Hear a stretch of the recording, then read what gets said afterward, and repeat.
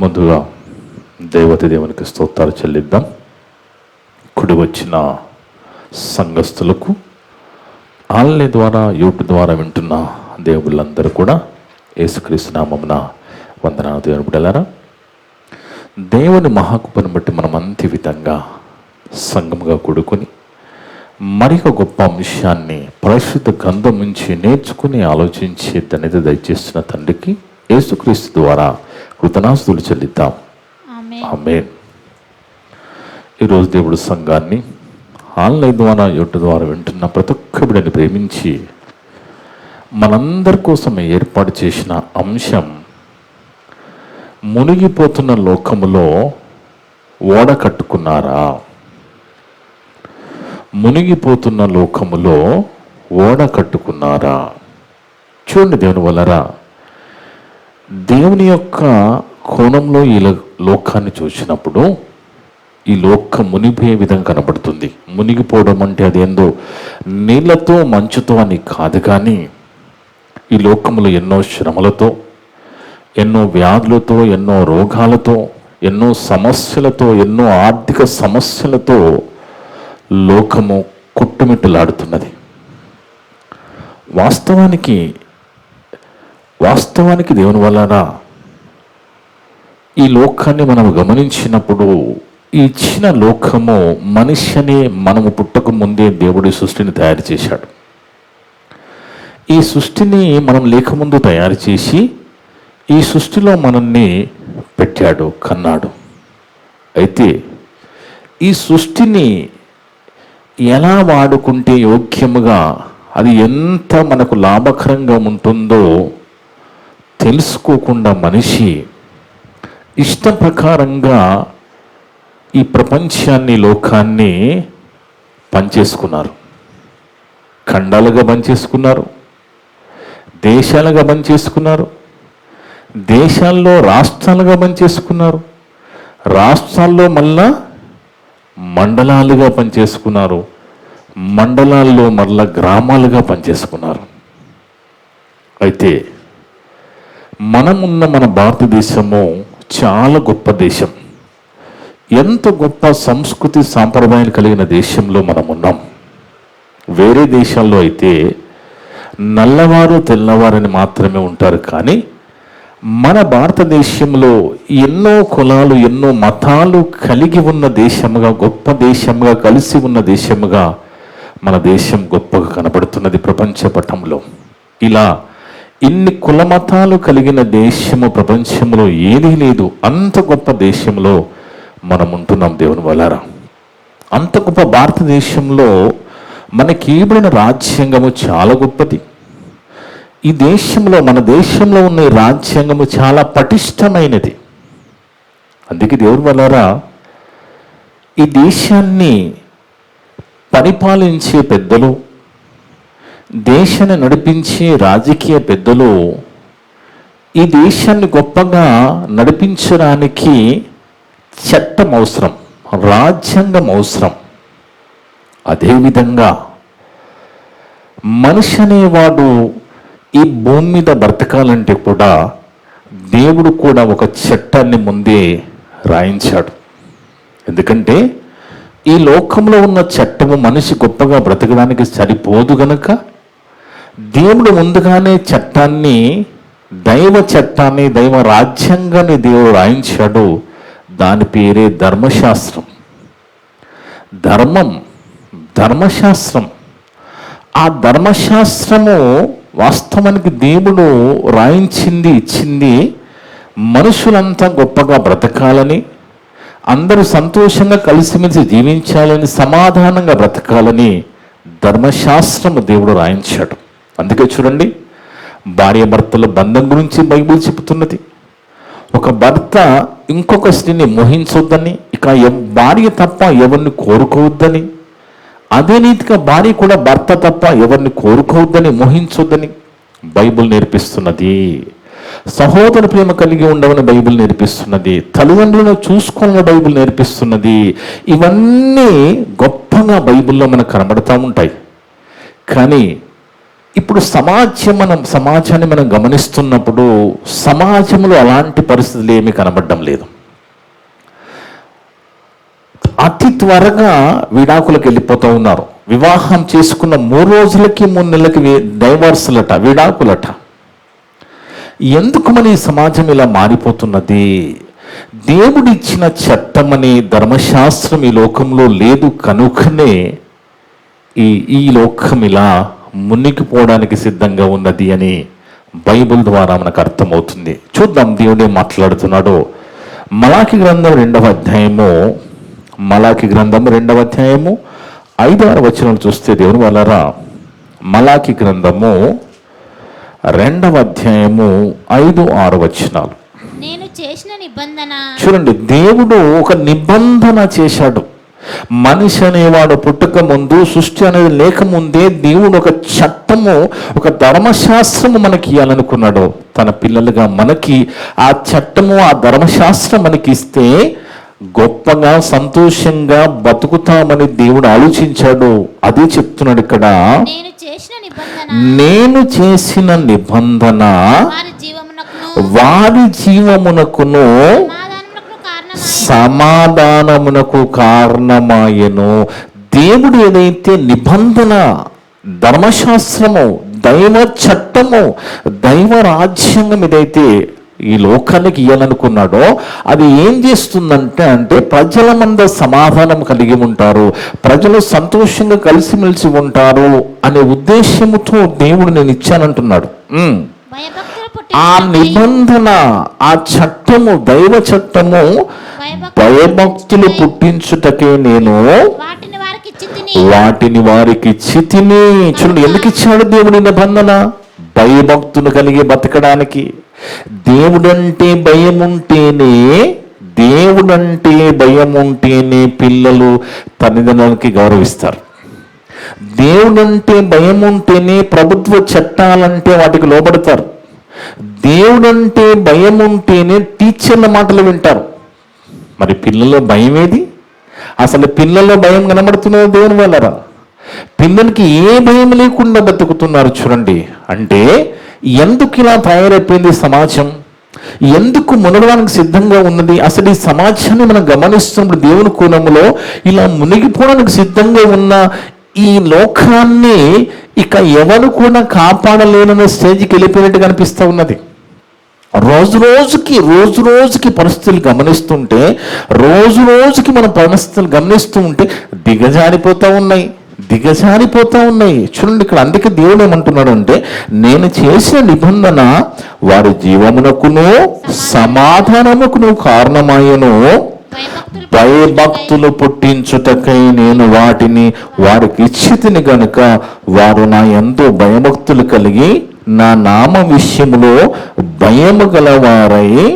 చూడండి, దేవుని విషయంలో, దేవుని మాటల విషయంలో భయం కలిగి బతకడానికి. అలా దేవుడు అంటే భయం ఉంటే కుటుంబంలో సమాధానం ఉంటుంది, దేశంలో సమాధానం ఉంటుంది, ప్రపంచంలో సమాధానం ఉంటుంది, పిల్లల మధ్య, తల్లుల మధ్య సమాధానం ఉంటుంది, భార్య భర్తల మధ్య సమాధానం ఉంటుంది. ఇలా ఎక్కడ కనబడుతుంది చెప్పండి సమాధానము?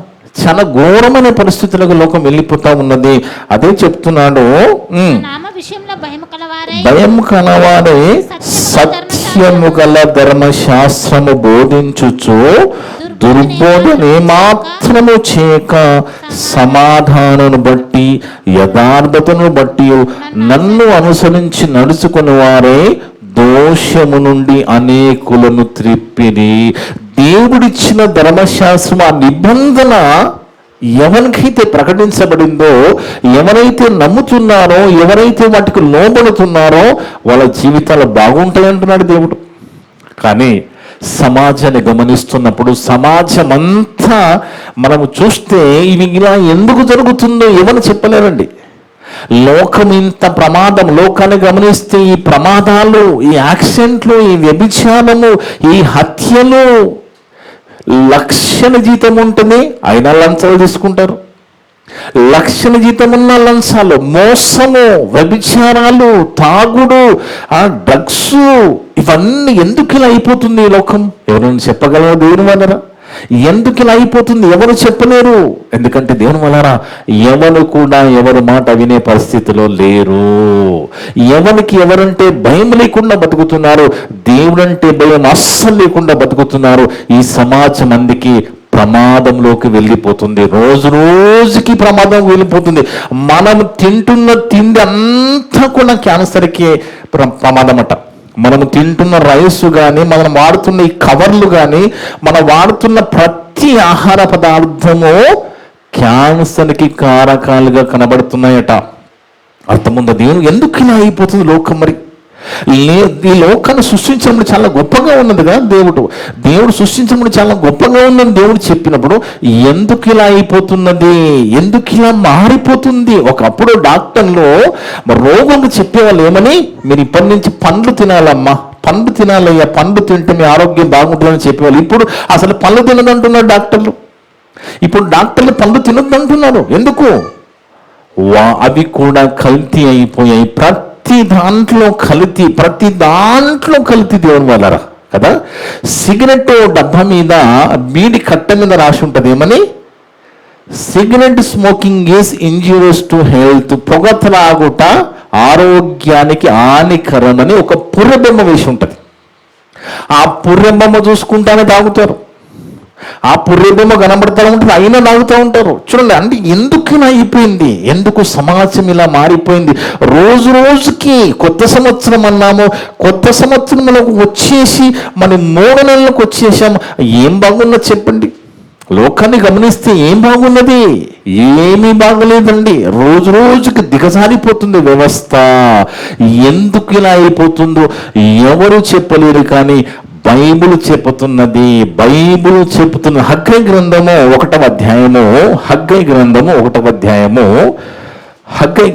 1వ అధ్యాయము 5, 6, 7 వచనాలు చూస్తే దేవుని వలన మనిషి బ్రతుకు ఎందుకు ఇలా అయిపోతుందో బైబిల్ చెప్తున్నది. బైబిల్ మాత్రమే చెప్పగలదు ఈ లోకం ఇలా ఎందుకు తయారవుతుందో.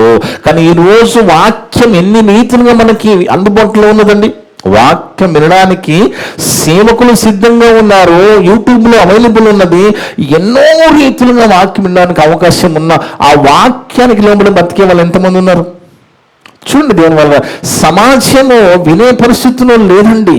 సమాజానికి దేవుని సేవకుడు అవసరము. నువ్వు చెప్పక, తల్లిదండ్రులు చెప్పక, సేవకుడు చెప్పక, టీచర్లు చెప్పక సమాజం ఎలా బాగుపడుతుందండి? సమాజం ఎలా సర్దిద్దబడుతుంది? దేవుని వల్లరా చాలా జాగ్రత్తగా ఆలోచించాలి. ఎందుకు ఇలా ఉంది? మనిషి బ్రతుకు ఎందుకు ఇలా అయిపోయిందో దేవుడు ఎప్పుడో రాయించిన మాట. కాబట్టి సైన్యములకు అధిపతి యెహోవా సెలవిచ్చినది ఏమనగా దేవుడు మాట్లాడుతున్నాడు. మీ ప్రవర్తన గురించి ఆలోచించుకోనుడి. దేవుడు చెప్తున్న మాట. ఎందుకు ఇలా అయిపోయింది? ఎందుకు ఇలా దిగజారిపోయింది? ఏంటి ప్రమాదాలు? ఏంటి హత్యలు? ఏంటి ఈ కొట్లాటలు? ఏంటి వ్యభిచారాలు? ఏంటి లంచాలు? ఏంటి మోసాలు? ఏంటి పరిస్థితులు? అంటే చెప్తున్నాడు, సైన్యములకు అధిపతి యెహోవా సెలవిచ్చుచున్నాడు. మీ ప్రవర్తన గురించి ఆలోచించుకోండి. ముందుగా మీ ప్రవర్తన గురించి ఆలోచించుకోండి అంటున్నాడు. మీ ప్రవర్తన గురించి ఆలోచించుకోండి. మీరు విస్తారముగా విత్తినను మీకు కొంచెమే పండెను. ఒకప్పుడు మనం నేను చిన్నగా ఉన్నప్పుడు పంటలు విస్తారంగా పండేటివి. చాలా రాష్ట్రులు వేసేవాళ్ళు పంటలు. మరి ఇప్పుడు ఏది? పంట చేతికి రాగానే వరదలు, పంట చేతికి రాగానే కొట్టుకుపోవడాలు. పంట విస్తారంగా పండినను మీరు విస్తారముగా విత్తినను కొంచెమే పండిందంట. చూడండి, భూమి ఎందుకు ఇలా అయిపోయింది? భూమి ఎందుకు ఇలా మారిపోయింది? రోగాలకి మందులు ఉన్నాయి, బాగానే ఉంది. మనిషికి వస్తున్న రోగాలకి మందులు వాడుతున్నాము, చాలా బాగున్నది. కానీ భూమికి కూడా మందులు వేస్తే తప్ప భూమి పండడం లేదు. అసలు ఎందుకు భూమికి మందు వేయాలి? ఎందుకు ఎరువేయాలి? ఎందుకు ఏమల్సి వచ్చిందని ఎవరికైనా తెలుసండి? లోకంలో ఎవరికైనా తెలుసా? అసలు ఎందుకు మందు వేస్తేనే, ఫర్టిలైజర్ వేస్తేనే పెస్టిసైడ్ కొడితేనే ఎందుకు పంట పడుతుందని ఎవరికైనా తెలుసా? ఎందుకు ఏవలసి వచ్చింది? ఇప్పుడు చూడండి, మొక్కలకు కాదు, అసలు భూమికే మందు చల్లే పరిస్థితి, భూమికి మందు పెస్టిసైడ్ కొట్టే పరిస్థితి వచ్చేసిందండి. అందుకే దేవుని వల్లారా, ఎందుకు దేవుడు చెప్తున్నాడు, మీరు విస్తారంగా విత్తినను కొంచెమే పండెను, మీరు భోజనము చేయుచునను ఆకలి తీరిక ఉన్నది. తిన్న గంటకి ఆకలి ఎందుకు? షుగర్లు, ఈ షుగర్ రోగానికి ఆకలి ఎక్కువ. దేవుడు ఎప్పుడు చెప్తున్న మాట, గంటకి ఆకలిపోతుంది, ఆకలికి ఉండలేరు, ఆగమాగమైపోతారు. మీరు భోజనము చేయుచున్నను ఆకలి తీరక ఉన్నది, పానము చేయుచున్నను దాహము తీరక ఉన్నది, బట్టలు కప్పుకొనుచున్నను చలి ఆక ఉన్నది. పనివారు కష్టం చేసి జీతం సంపాదించుకొనినను జీతము చినిగిపోయిన సంచులు వేసినట్టుగా ఉన్న లక్షల జీతాలు చూస్తే పైసలు ఎటుపోతున్నాయి. మరి చెప్పుకోవడానికి లక్షల జీతాలే, కానీ మరి ఎటుపోతున్నాయి? వేల జీతాలు ఎటుపోతున్నాయి? చినిగిన సంచులు వేసినట్టుగా అయిపోతుందంట. కాగా సైన్యములకు అతీతంగా యెహోవా సెలవిచ్చినదేమనగా, మీ ప్రవర్తన గురించి ఆలోచించుకోండి. ఎందుకలా అయిపోతుంది? ఎందుకు వచ్చిన జీతం కనబడడం లేదు? ఎందుకు విత్తనాలు మరి మంచిగా వేసిన పంట రావడం లేదు? ఆలోచిస్తున్నారు దేవుని వలన, ఆలోచిస్తున్నారు ఎప్పుడైనా? అసలు భూమికి ఎందుకు అసలు విత్తనము? ఇప్పుడు విత్తనం ఎత్తితే విత్తనం మాత్రమే మొలకెత్తాలి కదా. పిచ్చి మొక్కలు ఎలా వస్తున్నాయి, ఎందుకు వస్తున్నాయి? ఎప్పుడైనా ఆలోచించారండి? లోకానికి తెలుసా ఇది? అసలు పిచ్చి మొక్కలు ఎందుకు వస్తున్నాయి? అసలు భూమికి ఎందుకు మనము మందు కొట్టాలి? మందు ఎందుకు వేయాలి? భూమికి మందు వేస్తే ఎందుకు మండుతుంది పంట? అది కూడా సమృద్ధిగా పండడం లేదు కదా. ఎందుకో తెలుసా? బైబిల్లో దేవుడు రాయించిన మాట 1000 సంవత్సరాల క్రితం. ఆదికాండం 3వ అధ్యాయం 15 నుంచి 19 వరకు చూస్తే దేవుని వల్లారా, ఆదికాండము 3వ అధ్యాయము 17 నుంచి 19 వరకు ఒక దగ్గర కూర్చొని మాట్లాడుకుంటా ఉంటారు. ఏం మిగులుతుంది, ఏం పండుతుంది, మందులను ఎందుకు అని ఆలోచించే పరిస్థితిలో మనుషులు లేదు. ఎందుకంటే ఎరువేస్తున్నామంటున్నాడు. ఎరువెందుకు వేస్తున్నావు? ఎరువెందుకు ఇవ్వాల్సి వచ్చింది? దేవుడు రాస్తున్నాడు చూడండి, ఆదికాండం 3వ అధ్యాయం 17 నుంచి 19 వరకు. ఆయన ఆదాముతో, నీవు నీ భార్య మాట విని తినవద్దని నీకు ఆజ్ఞాపించిన వృక్ష ఫలములు తింటివి కనుక నీ నిమిత్తము నేల శపింపబడి ఉన్నది. ఏందట? నీవు నీ భార్య మాట విని, అంటే భార్య మాట వినొద్దనా? భర్త మాట వినొద్దనా? అది మంచి మాట అయితే భార్య మాట అయినా భర్త మాటనే వినాలి. అలా విని ఒకరికి అర్థం చేసుకున్నప్పుడే కుటుంబం నిలబడుతుంది కదా. ఇక్కడ భార్య మాట పాపములకు తీసుకెళ్ళింది. తినవద్దన్న చెట్లు ఒక్క ఫలం కాదు, చాలా ఫలాలు తిన్నారు వాళ్ళు. ఒక్క చెట్టు పండు తినొద్దని దేవుడు చెప్పితే ఆ పండు తిన్న తర్వాత చాలా రుచిగా అనిపించి ఎన్నో వృక్ష ఫలాలు తినేశారు వాళ్ళు. చూడండి, పాపానికి రుచి ఎక్కువ, అందుకే పాపం చేయడానికి మనిషి ఇష్టపడతాడు. దేవుడు వద్దన్నది చేయడము మనిషికి చాలా కష్టం. దేవుడు వద్దన్నది చేయడము మనిషికి కష్టం. అదే పాపమా? చాలా రుచిగా ఉంటది. ఇక్కడ ఎప్పుడైతే ఆ వృక్ష ఫలాలు తిన్నారట, అదే రాస్తున్నాడు. నీవు నీ భార్య మాట విని తినవద్దని నీకు ఆజ్ఞాపించిన వృక్ష ఫలములు తింటివి కనుక నీ నిమిత్తము నేల శపింపబడి ఉన్నది. దేవుడు వద్దన్న పని చేశాడు కాబట్టి నేలకి ఏమొచ్చేసింది? శాపం వచ్చింది. ఎందుకు వచ్చింది శాపము? మనిషి వల్ల శాపం వస్తే మనిషి దేవునితో సమాధాన పడకుండా ఎరువేస్తానంటున్నాడండి భూమికి. అర్థమవుతుందండి? అసలు భూమికి ఎనువేసే పరిస్థితి ఎందుకు వచ్చింది? మన వల్లనే కదా, మనిషి వల్లనే కదా. మనిషి వలన వచ్చిన ఆ శాపాన్ని బట్టి ఎరువేసి పండిస్తానంటున్నాడు తప్ప దేవుని దగ్గర ఆ తప్పు ఒప్పుకొని సమాధాన పడడానికి మనిషి సిద్ధంగా లేడు. అదే రాస్తున్నాడు, ప్రయాసముతోనే నీవు బ్రతుకు దినాలన్నీ దాని పంట తిందువు. నువ్వు తినే పంట ప్రయాసముతో కష్టపడి సంపాదించుకోవాలి. ఆ పంట తిందువు.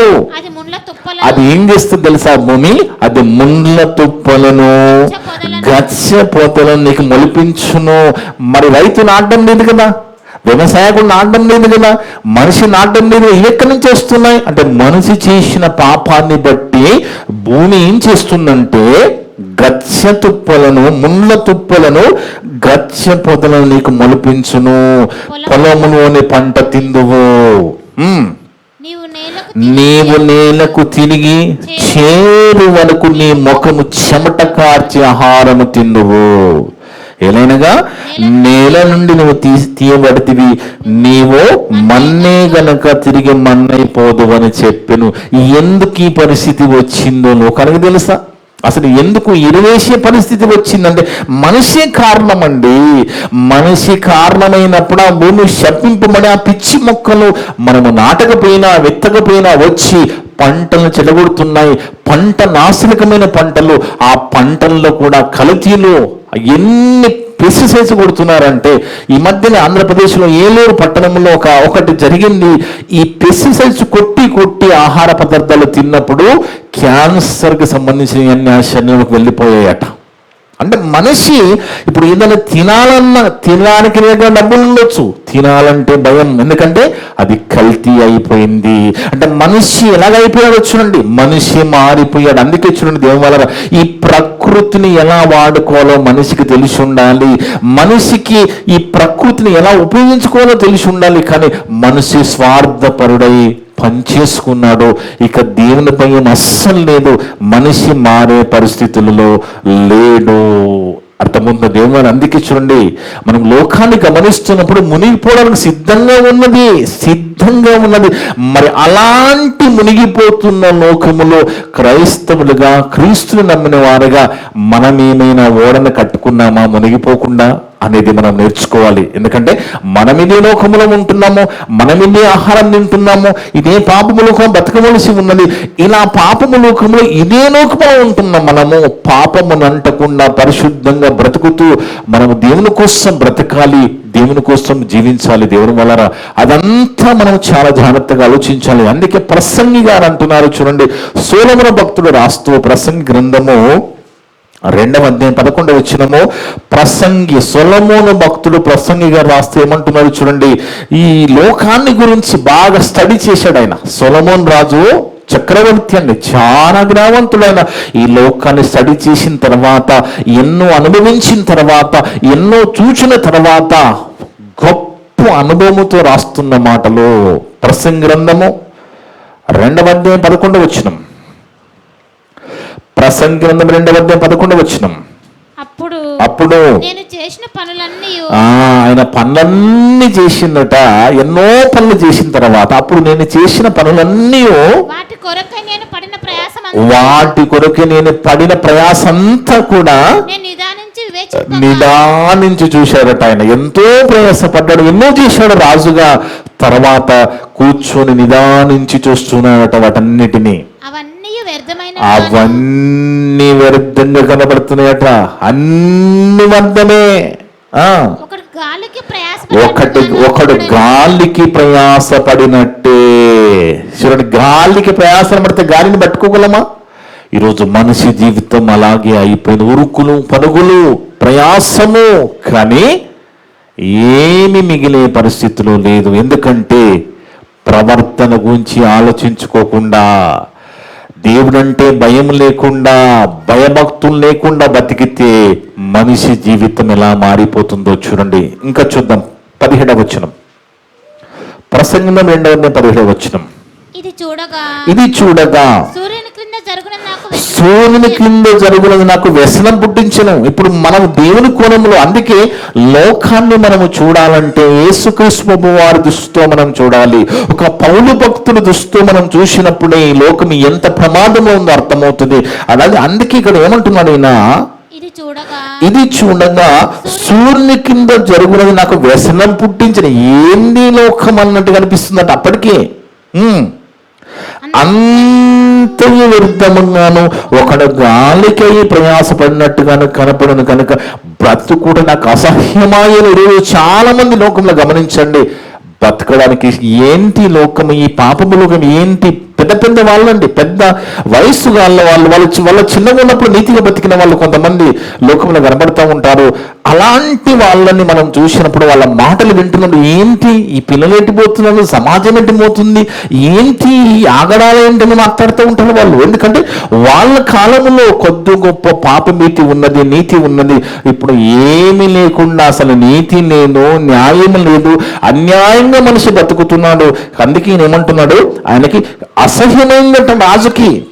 ఆయన అంటున్న ఆయన పేదవాడు కాదైనా, ఇది రాస్తున్నాడు పేదవాడు కాదైనా, ఐశ్వర్యవంతుడు, జ్ఞానవంతుడు, గొప్ప రాజుగా ఉన్నాయని రాస్తున్నాడు ఇక్కడ. 22, 23 కూడా అమ్మా.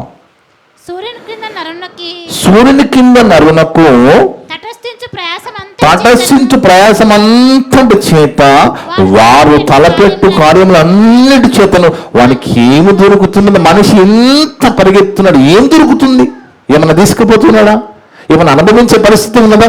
తినాలంటేనేమో భయం, తినాలంటే భయము, తిండి ఎలాగుందో భయం, తింటేనేమో రోగాలకి మందులు ఉండొచ్చు. కానీ దేవుని వల్లారా చావుకు మందు లేదు. రోగానికి మందు ఉండొచ్చేమో కానీ చావుకు, మృత్యు అనేది ప్రతి ఒక్కరిని వెంటాడుతూ ఉంటది. తల్లి గర్భములో పిండంను కూడా వెంటాడుతుంది మృత్యువు. కొంతమంది గర్భములను చనిపోయిన పిండలుగా మనం చూడమా? అంటే మృత్యు అనేది ఎవరిని వదిలిపెట్టదు. చావుకి కనికరం ఉండదు, చావుకు దయ ఉండదు, చావు ఎవరిని వదిలిపెట్టదు. అది మృత్యువు ఎప్పుడు వెంబడిస్తూ ఉంటది. అందుకే ఇక్కడ ఏమంటున్నాడంటే, సూర్యుని కింద నన్ను తటస్థించు ప్రయాసం అంతటి చేతను వారు తలపెట్టు కార్యములన్నిటి చేతను వానికి ఏమి దొరుకుతున్నది? వాని దినములన్నీ శ్రమకరాలే. మనిషి శ్రమలు చూస్తే, ఇబ్బందులు చూస్తే, బాధలు చూస్తే ఏం కనబడుతున్నది?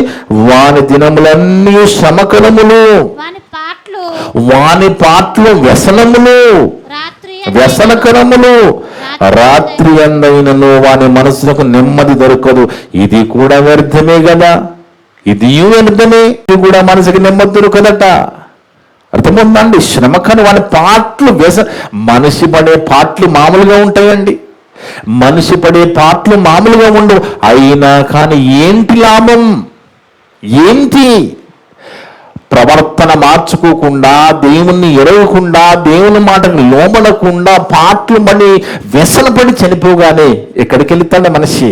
ఆత్మ ఎక్కడికి వెళుతున్నది?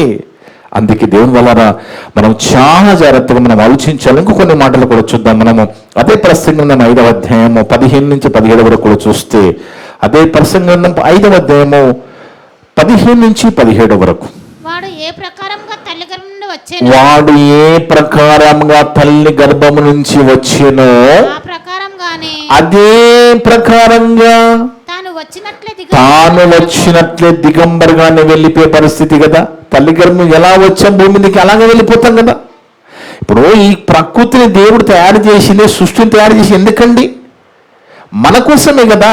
మనమే దేవునికి ఎందుకండి ఈ భూమి, ఈ గాలి దేవునికి ఎందుకు? మన కోసమే ఇవన్నీ చేస్తే మనిషి అనేవాడు చెడిపోయి, మనిషి అనేవాడు మారిపోయి ఇష్ట ప్రకారంగా బ్రతుకుతూ ఈ ప్రకృతి అంతా చెడగొట్టేశాడు. ఈ ప్రకృతి అంతా నాశనంలోకి వెళ్ళిపోయింది. అందుకే అంటున్నాడు ఇక్కడ, తాను ప్రయాసపడి చేసుకున్న దానిలో ఏదైనా చేత పట్టుకొని పోతారండి. తల్లి గర్భం ఎలాగొస్తే అందరూ అలాగే కదా. మరి ఎందుకు కొంతమంది వేల కోట్లు అండి ఏం చేసుకుంటారు? వేల కోట్లు అయినా వాళ్ళకి తృప్తి ఉండదు. ఇంకా సంపాదన. ఇక్కడ అంటున్నాడు, నువ్వు వచ్చింది తల్లి గర్భం నుంచి ఎలాగా? దిగంబరులుగా, దిగంబరులుగా. ఇవన్నీ ఏం చేసుకుంటావు, ఏం పట్టుకుపోతావు అంటున్నాడు. దేవుడు రాయించిన కొన్ని వేల సంవత్సరాల క్రితం రాయించిన మాటలు. ఈ మాటలు సమాజంలో లేవు గనుకనే, ఈ దేవుని చట్టము సమాజంలో లేదు గనుకనే మనిషి ఇలా తయారైపోయాడు. సమాజం ఇలా చెడిపోయి బతుకుతున్నది. అతను వచ్చిన ప్రకారంగానే మరలా పోవును. గాలికి ప్రయాసపడి సంపాదించిన వారి వల్ల వానికి ఏంటి లాభం? ఇది కూడా ఆలోచిస్తే ఏమనిపిస్తుందంటే మనసులకు ఆయాసకరం అనిపిస్తుందట. తన దినములన్నీ అతడు చీకటిలో భోజనము చేయొచ్చు, అతనికి వ్యాకులమును రోగమును అసహ్యము కలుగును. ఈరోజు రోగాలు లేని వాళ్ళు ఎవరున్నారండి? ఈ భూప్రపంచంలో రోగాలు లేని వారు ఎవరైనా ఉన్నారా? గోని మింగిన వాళ్ళు ఎవరైనా ఉన్నారా?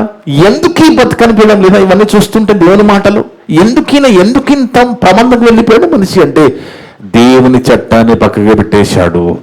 దేవుని మాట వినే పరిస్థితిలో లేడు. మరి మనం అనుకుంటుండొచ్చు, సరే ఇప్పుడంటే ఈ ప్రభుత్వం ఉన్నదండి, తర్వాత వేరే ప్రభుత్వం వస్తే మన పరిస్థితులు మారుతాయా? ఇప్పుడంటే ఈ ప్రభుత్వం ఉంది, భవిష్యత్తులో ఇంకొక ప్రభుత్వం వస్తే మనం మారుతుందా? లేదా 2027లో మనం వెళితే ఇంకేమైనా పరిస్థితులు మారుతాయా అని మనం ఆలోచిస్తే దానికి దేవుడు ఏమి రాయించాడో చూడండి.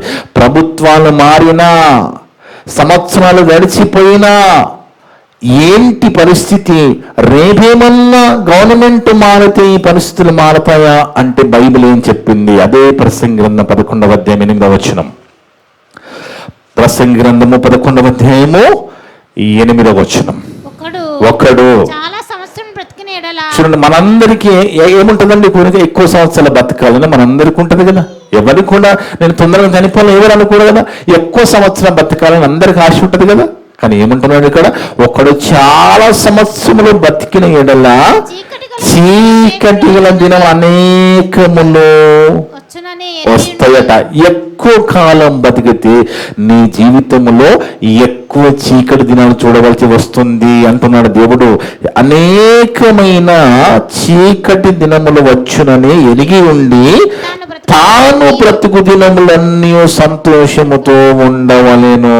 చూడండి, దేవుని జ్ఞానము కలిగి భయభక్తులు నీకున్న దాంట్లో తృప్తి. నువ్వు రోజుకు 500 సంపాదిస్తే నువ్వు 200 ఖర్చు పెట్టాలి. 500 సంపాదించి 1000 రూపాయలు ఖర్చు పెట్టొద్దు నువ్వు. ఎందుకంటే లోక పరిస్థితి, భవిష్యత్తు బాగలేదంటున్నాడు. రాబోనుదంతా వ్యర్థమే. అన్ని మనిషి కలలు కానీ పాపాన్ని మానకుండా, దేవుడంటే భయం లేకుండా నేను ఏదో సాధిస్తాను, ఏదో చేస్తాను, ఏమీ చేయలేడు మనిషి. అభివృద్ధి అనుకుంటున్నాం, మనము డెవలప్మెంట్ అనుకుంటున్నాం. అలాంటిది ఏమి లేదండి. ఎందుకంటే దేవుడు ఈ లోకాన్ని, ఈ ప్రపంచాన్ని రిపేర్ చేయడానికి దేవుడు ఇష్టపడడం లేదు. ఎప్పుడైతే ఆజ్ఞ అతిక్రమించి పండు తిన్నాడో దేవుడు మీ బతుకు మీరు చావండని ఏదైనా తోట వెళ్ళగొట్టేశారండి.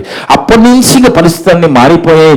దేవుడు ఎవరిని కూడా రిపేర్ చేయడం అనుకోవడం లేదు. ఎందుకంటే ఎవరు వినే పరిస్థితిలో లేరు కనుక కనీసం వింటున్న మనతో, దేవుని బిడ్డలుగా మనతో చెప్తున్నాడు ఏంటంటే రాబోనదంతా వ్యర్థమే. నువ్వు కలలు కనుక ప్రభుత్వాలు మారినా, ఇంకా కొత్త సంవత్సరాలు వచ్చినా ఏది జరగదు, ఏది మారదండి. ఇంకా దుర్మార్గంగా తయారైపోతుంది. ఎందుకంటే దేవుడు రాయించిన మాట. ఒకడు చాలా సంవత్సరాలు బతికిన ఎడల చీకటి గల దినములు అనేకములు వచ్చునని ఎరిగి ఉండి తాను బ్రతుకు దినాలన్నీ నీకున్న దానితో సంతోషం. భార్య బిడ్డలుగా నువ్వు భయభక్తులు కలిగి సంతోషంగా బతకమంటున్నాడు దేవుడు.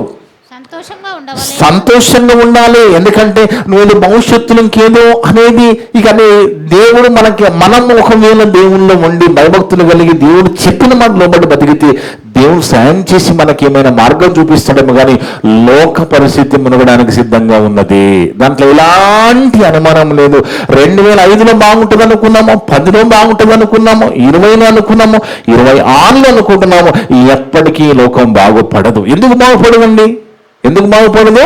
దేవుని చట్టం మనుషుల్లో లేదు, ధర్మశాస్త్రం అనే బైబిల్ మనుషుల్లో లేదు కనుక ఈ లోకం ఇలాగే ఉంటుంది. దేవుడు కూడా చెప్పేశాడు, నువ్వు ఎక్కువ సంవత్సరాలు బతికితే ఎక్కువ సంవత్సరాలు నీ జీవితంలో చీకటి దినాలు వస్తాయి. అందుకే ఏమంటున్నాడంటే తాను బ్రతుకు దినములన్నీ సంతోషంగా ఉన్నదానితో తృప్తి, ఉన్నదానితో సంతోషం. అర్థమవుతుందండి? నీకున్న దాంతో తృప్తి కలిగి జీవించమంటున్నాడు.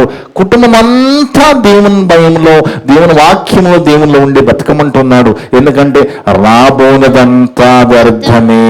దేవుడు వ్యర్థమన్న తర్వాత ఈ మట్టి మనిషి వల్ల ఏమి కాదండి. ఎందుకంటే ఇంత గొప్ప సృష్టిని తయారు చేసిన దేవుడు మనం అనుభవించడానికి ఇస్తే దేవుని మాట పక్కకి పెట్టి ఇష్ట ప్రకారంగా బతుకుతున్నప్పుడు ఈ ప్రకృతి కూడా మనిషిని బట్టి ప్రసవేదన పడుతుందని బైబిల్లో ఉంటుంది.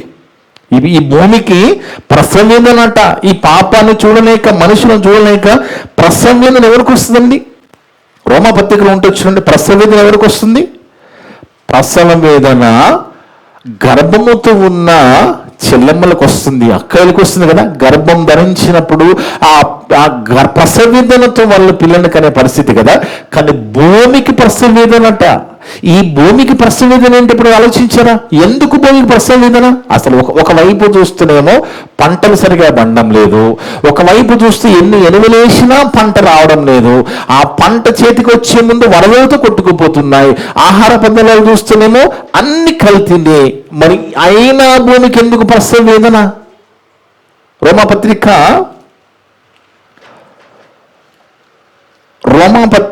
8వ అధ్యాయము, రోమపత్రిక 8వ అధ్యాయము 19వ వచనము.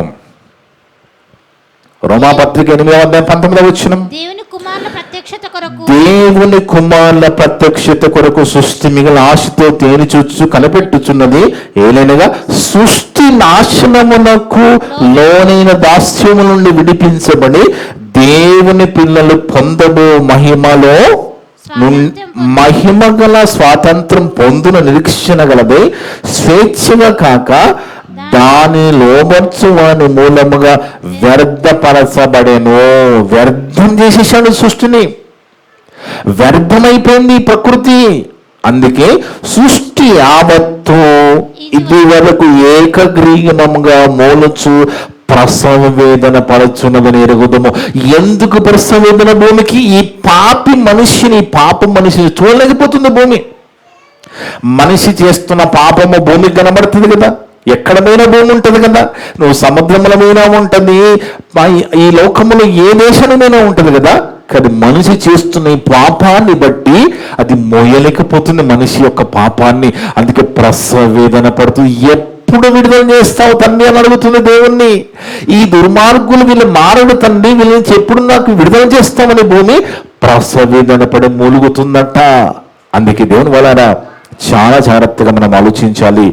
ఎందుకంటే దేవుని వలన మనిషి అనేవాడు దేవుణ్ణి అడిగి ఏదైనా చేయాలనే పరిస్థితుల నుంచి ఎప్పుడో పక్కకి వెళ్ళిపోయాడండి. అందుకే అప్పటికే ఏది పాత నిబంధన కాలానికి ఆదికాండం 6వ అధ్యాయం 1-2 వచనం చూస్తే, ఆదికాండం 6వ అధ్యాయం 1-2 వచనం చూస్తే దేవుని వలన ఆదికాండం 6వ అధ్యాయం 1-2 వచనాలు, నరులు భూమి మీద విస్తరింపనారంభించిన తర్వాత కుమార్తెను వారికి పుట్టినప్పుడు దేవుని కుమారులు నర్ల కుమార్తెలు చక్కని వారిని చూచి వారందరూ తమకు నచ్చిన స్త్రీలను వివాహము చేసుకుని నచ్చిన స్త్రీలను వివాహం చేసుకుంటున్నాడు తప్ప దేవుని కోరిక ఏంటి?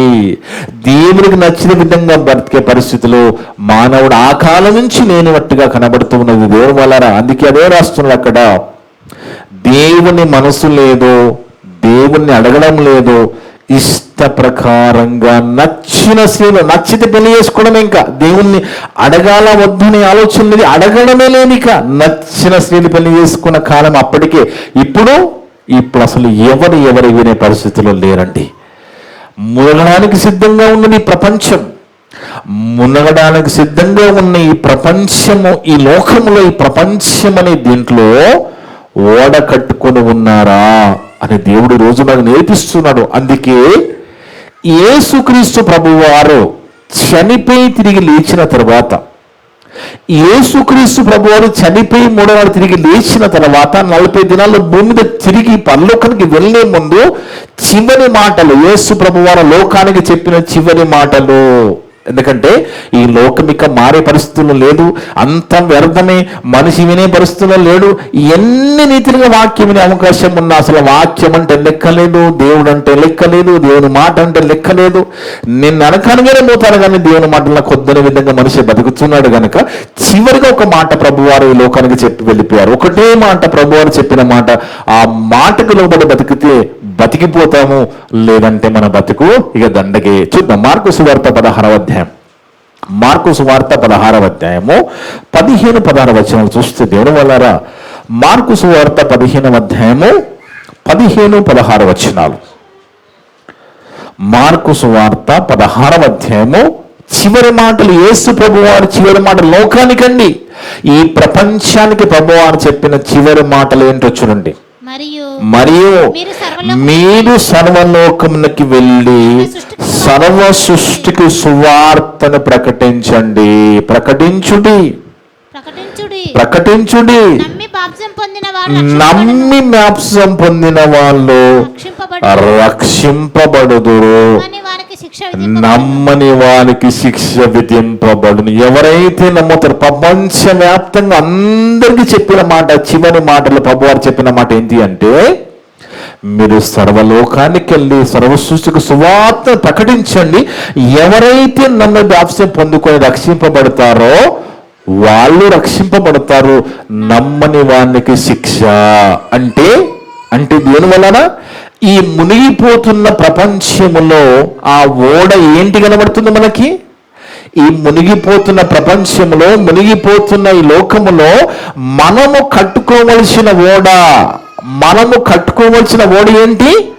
రక్షణ అనే ఓడ తప్ప ఇక ఏది మనల్ని కాపాడలేదు.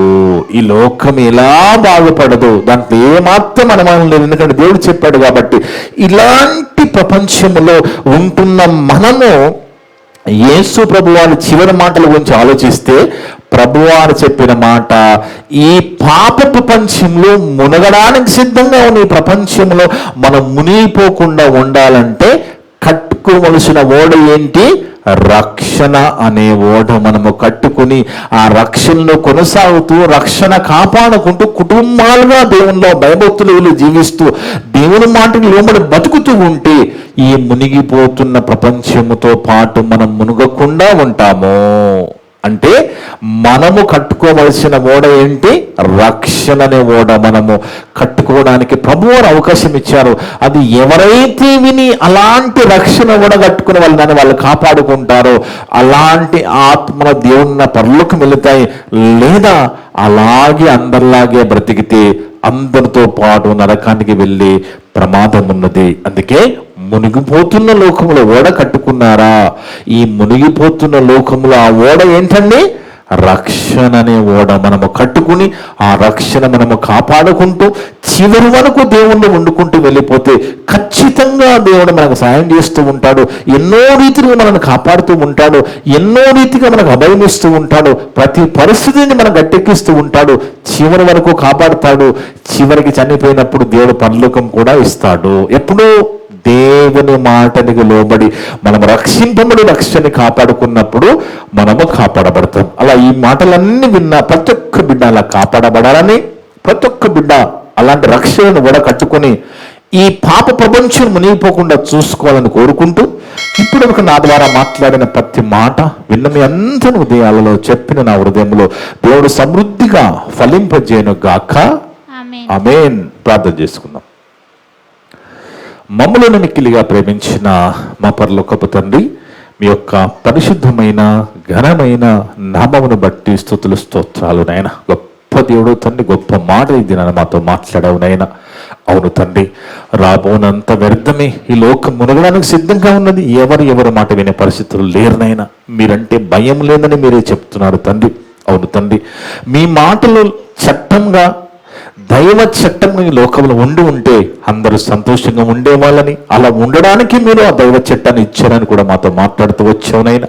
అయినప్పటికీ ప్రజలు దైవ చట్టాన్ని పక్కకు పెట్టి ఇష్టరాజ్యంగా బతుకుతున్నప్పుడు వాళ్ళు పండించిన పంట కూడా తగ్గిపోతుంది, తింటున్న తిండి కూడా మళ్ళీ ఆకలి అయిపోతుంది. ఎన్నో రోగాలు, ఎన్నో ప్రమాదాలు, ఎన్నో ఘోరమైన విపత్తులు ఈ లోకములో కనబడే పరిస్థితికి కారణమంతా కూడా మేమే అని మాతో చెబుతూ వచ్చావునైనా. అందును బట్టి స్తోత్రాలు చెల్లిస్తున్నాము తండ్రి.